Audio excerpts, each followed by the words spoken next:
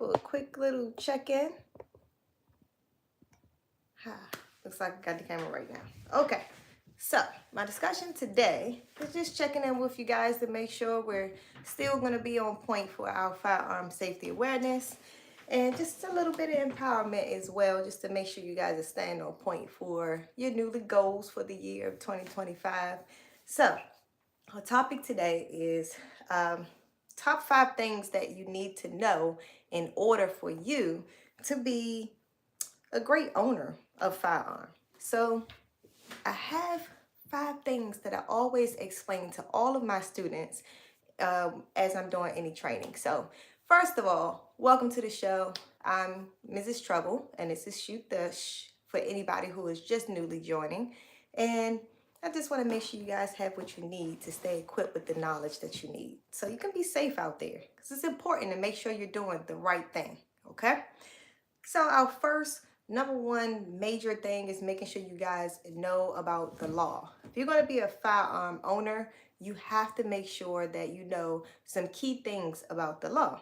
So you got to know some things like, first of all, each state is a little different. And I'm only speaking of the United States right now, not speaking of any other country right now, but all states have their own laws, and it even differs from city to city in some differences. Like there are certain places that, while the majority of the United States allows for hollow points round, you have one place that will say, oh no, we don't allow hollow point rounds here. So it's just little things like that. You may have, a state that majority of states may allow you to shoot or have up to 21 rounds in your magazine when you conceal carry, where certain other states will say, oh no, you can only have 10 rounds in your magazine here. So you need to know the law, because you need to know your rights. You need to know how to stay within what you can do in order to safely, properly defend yourself. And if you're anything like me, you ain't trying to sit up in jail anyway. So let's just go ahead and make sure we have it right from the beginning. Know the law. And then, have a good understanding about how the background check is done and what things they're looking for when you're doing background checks. As far as I understand, anytime you buy a gun, you have to do a background check, regardless if you owned a firearm previously before. So in my experience, in my understanding, majority of states are still going through that process, which is great because things can change. So we're all out there trying to keep everyone safe. And so it's important for us to make sure that we're doing our part. And first off, knowing the law is really important. Hey, Mad Woman 23, thank you so much for joining. I'm so happy you're checking in with us. So I'm going to make sure you guys stay equipped. So we're going to go on to number 2.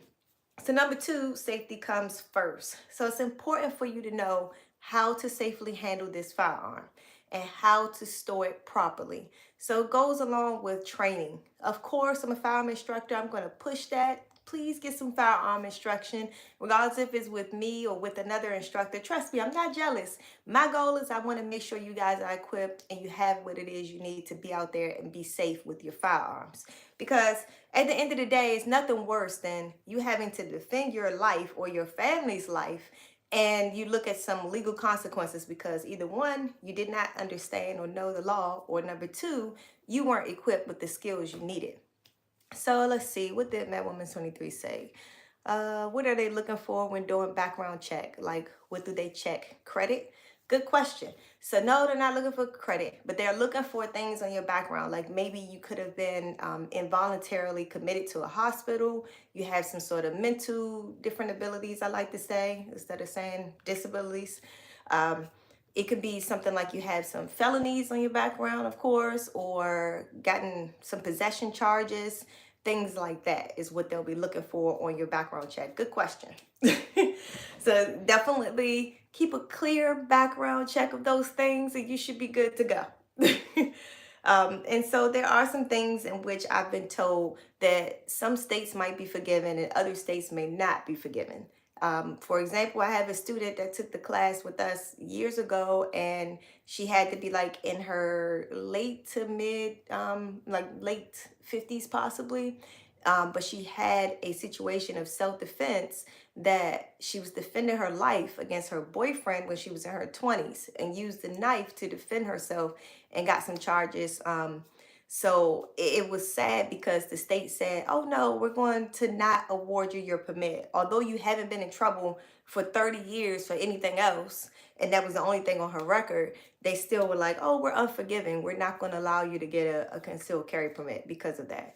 So I'm not really sure how that turned out. Didn't follow up with her to see if, she was able to get it expunged or appeal the decision and get it overturned. I really hope that she was able to, because again, like Global Glock 45 said, that is crazy. So sorry that happened to her. But when it comes to safety, making sure that we store our firearms up is like a key thing. It's not okay to just put the firearm up high. It's not okay to just put it out of sight, out of mind. It also needs to be securely locked, because what's going to happen is if, your family members, your, I don't know, cousins, nephews, whatever, if somebody finds the gun, because maybe they're just going to your closet looking for something else and they found your gun just at the top shelf, what's going to happen then? It's out of sight, out of mind, but they found it. So now some extra precaution has to be taken on your part to make sure you don't receive any negligent charges. So lock it up. Please find some way to lock it up, as many resources to do so. So the other part about safety, two main goals and reasons I always tell my students to make sure we stay safe is because you never know when you're handling it what involuntarily movements might happen, like a sneeze or something.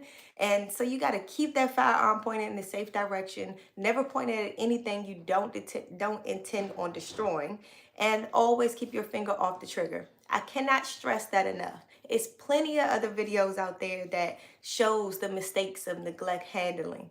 I mean, anybody and everyone, myself included, is subject to making these mistakes. But guns are unforgiving. So we got to get it right the first time. So remember, firearm in a safe direction, finger off the trigger, no matter what we're doing with the firearm, no matter if we think the firearm is unloaded. Always treat it like it's loaded.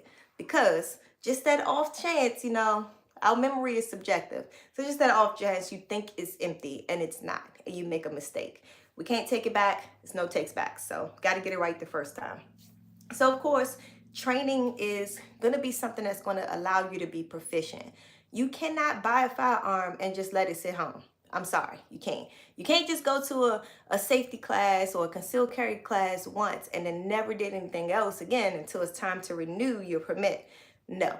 You need to stay diligent about getting the knowledge and skills. So something like this is a starter, but definitely reach out to your local gun shops and firearm instructors and get some more training so you can be equipped with the knowledge you need. Also, there are some little things that change here and there, like the laws. There's some techniques and tips that change. So you have to stay up to date with some of those things that may change. So it's really important for you guys to continue to do training, continue and further your knowledge. Let's see, how often should someone shoot their gun a year? Good question. Glock 45, you got it right on point with that. I always suggest to my students that the bare minimum, and I mean minimum, quarterly, they should be training with their firearm. That's 4 times out of a year. And that's the bare minimum. Ideally, in a perfect world, once a week, of course. In a perfect world, once a week. That would be great.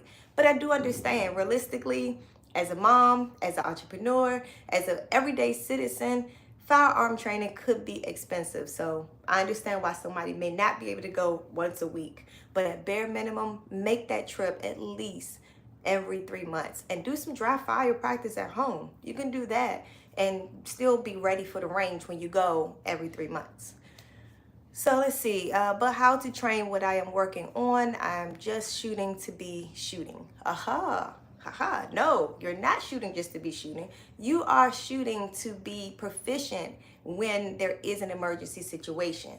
The worst thing that can happen to you is that you have an emergency situation happen that you think it may be time to pull your trigger, but you're not really sure, and you're tussling in the back of your mind about, how do I take the safety off this gun, or did I take the safety off this gun?